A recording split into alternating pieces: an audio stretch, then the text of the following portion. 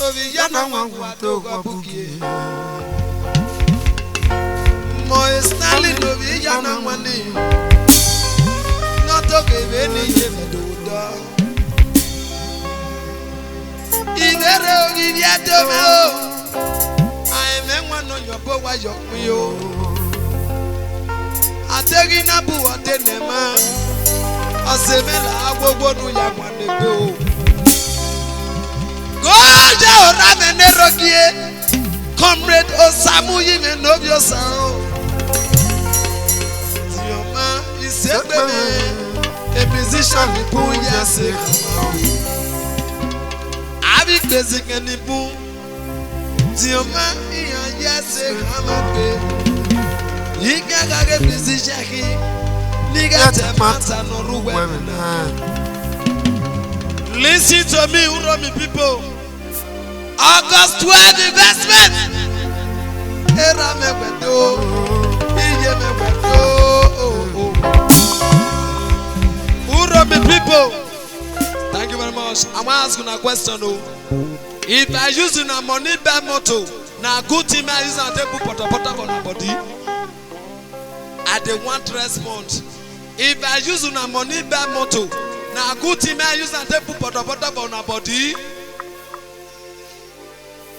If I use una money to buy my shirt, it could make a tear una oh. Uromi people, is this not Uromi people that are here? Ye. Asoga me sekpege ni mure. Kala tu me no bije. The young CEO, akume kupe. Una ya kupe ti we ya Saturday Sunday. Ni yadu ki ememo edo. Comrade Samu yime novio sao. Iware ni doga mi Uromi we. Ina yigo we de wuri yo. Emi no ke kiti wa nya mo wewa. If I use your money to buy motor, it no good make I use not take butter for your body. Go jabu yeme noki. Kala tu me no biye. Moe Stanley no viyana mwa. E baba boga e no magiba ota. Asoga me sekwe.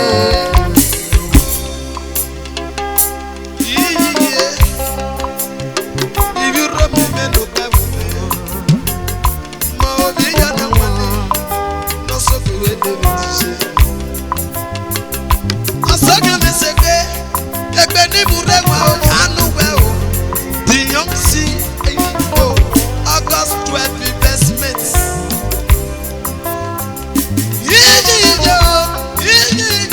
Asoga me sekwe o. Royalty no be me. When you go to a well, when you go to Comrade Samu yi novio sao. Musician ni bu yase kumaki.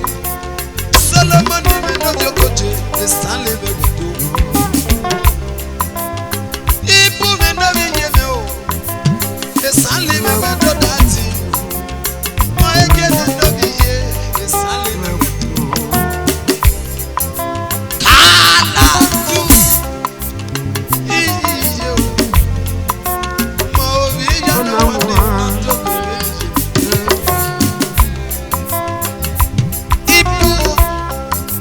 Ibu me novi yeme. Zima idiot wa ba ewa ogidi kan we na wedo. My secretary PTD era me wedo igoro. Uwu wa nono keyin ma fu wa segbe ae. O sagba bo me no bi golo. Era me wedo.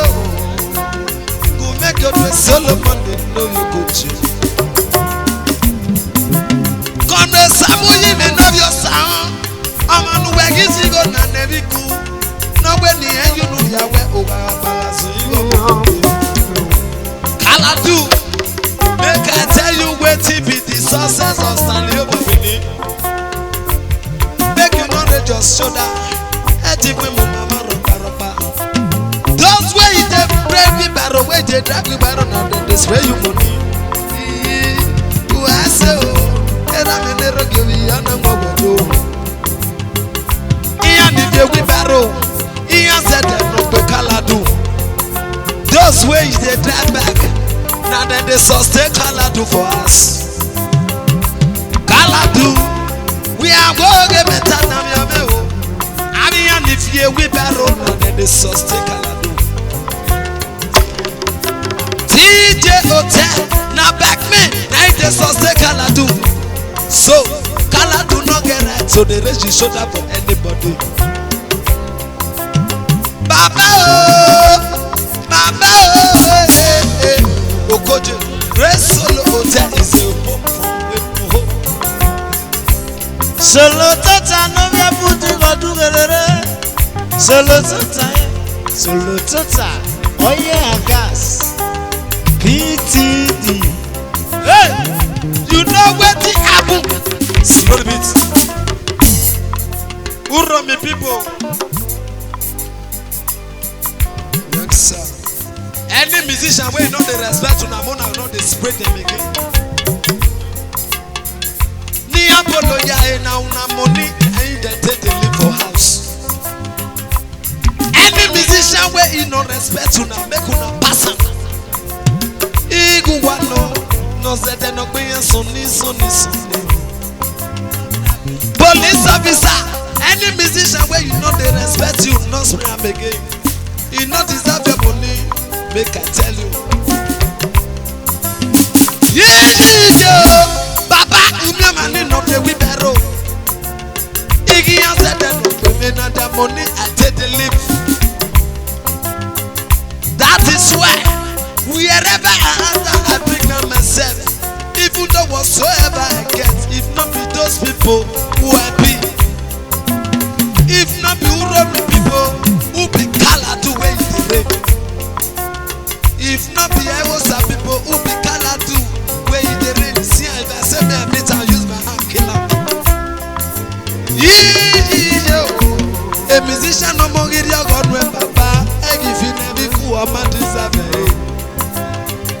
Dioma, I'm a new way you go when I'm in. No when you see where you get oh see what Papa, I'm a no go you don't worry. You want me Baba Reola dinner way again. Akmoya to West Samuel no your sound in a do I'm a no go you do. I'm a no go you don't know your sound.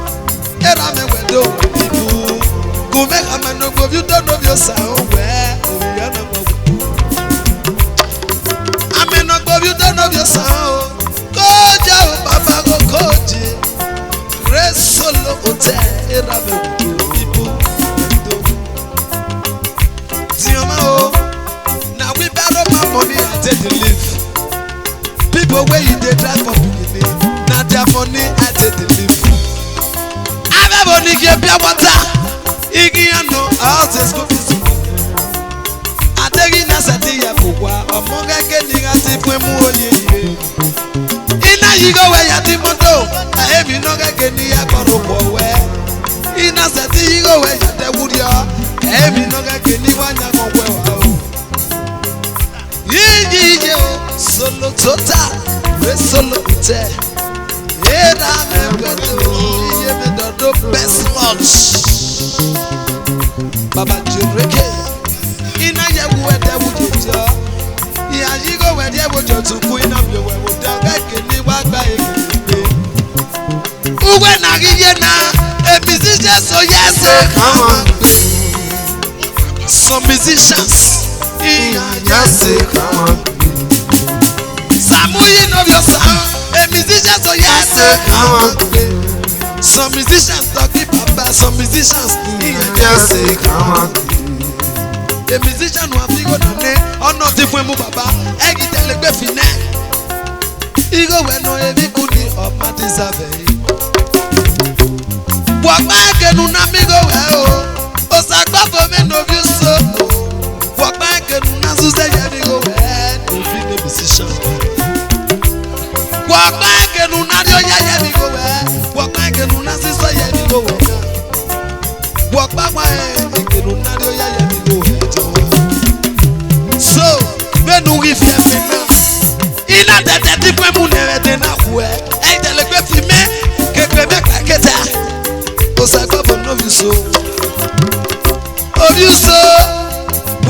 again na me go now. A musician who ya we say na me no ma come we.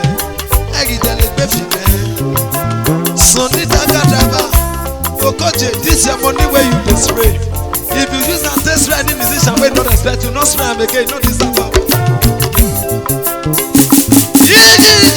Ibu a musician so yes I come and pay. Iya yes I come and pay. Iya yes I come and pay. As Kala do small rich, now we borrow money, he take the leave. Menestali no we ya na one, he go lay back me, he may ya live. People where you they sell pure water, then they spray me one naira, now take the leave. Nothing like packaging, make una not the look packaging again, all packaging are zero.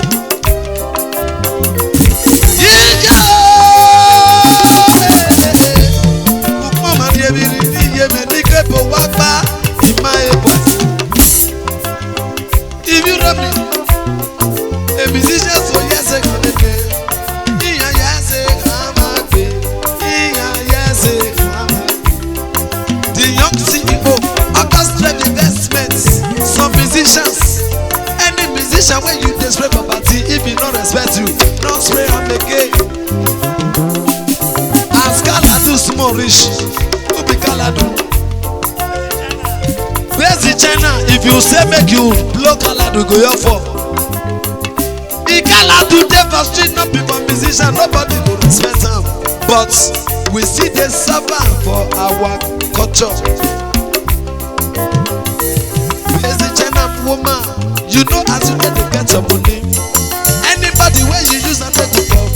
If you not thank you, not spray am again. Until me know here, now you know as you get to get your money. If anybody not respect you, not spray am again. Hey, hey, hey, hey. Hey, hey, hey, hey, hey. Hey, hey, hey, hey. Hey, hey.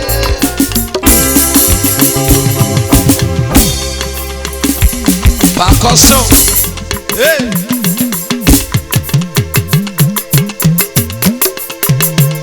The young CEO.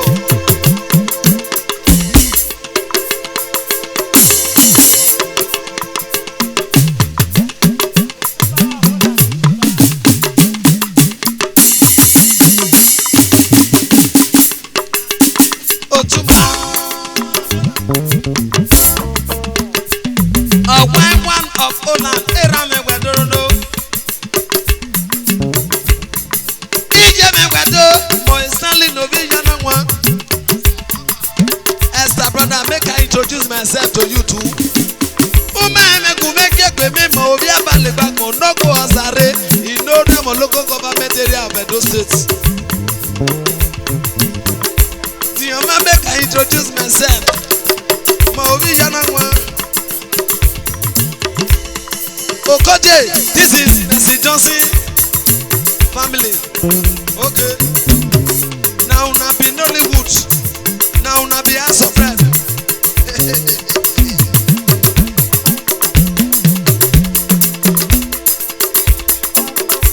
Era megwedo.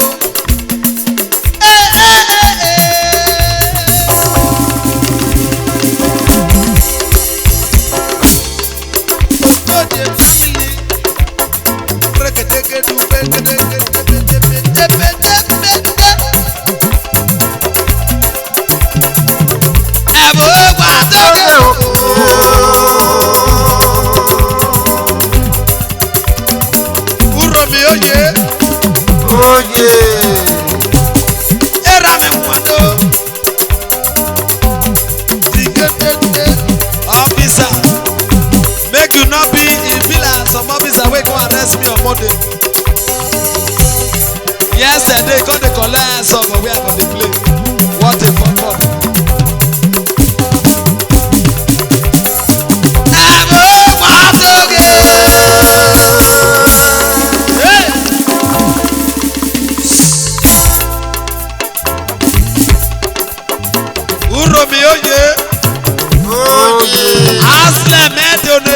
Second, oh yeah. You know, get no my better. I will go.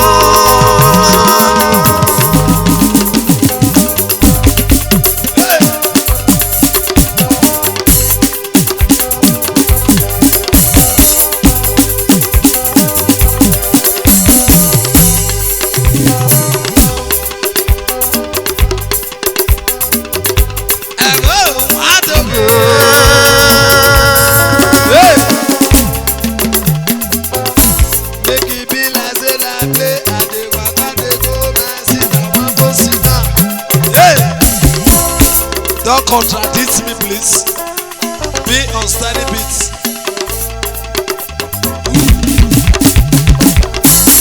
Hey. Ayo ide do.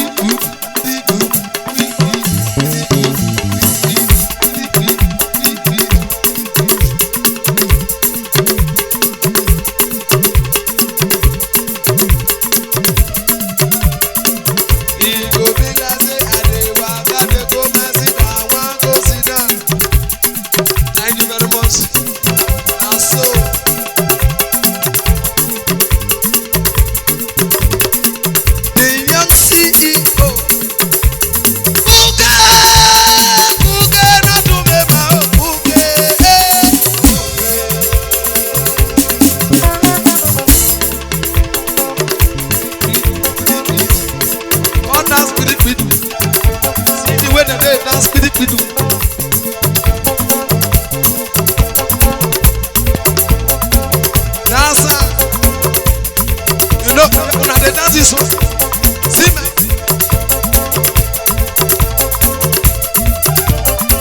Make una not dey dance this one again, not the rain go no. This one now.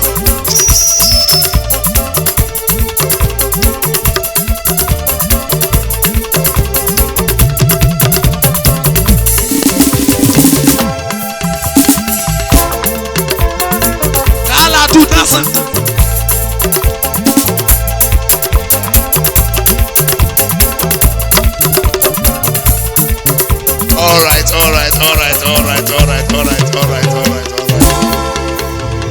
Put your hands together, put your hands together, put your hands together. That is that. See now, see now, see now, see.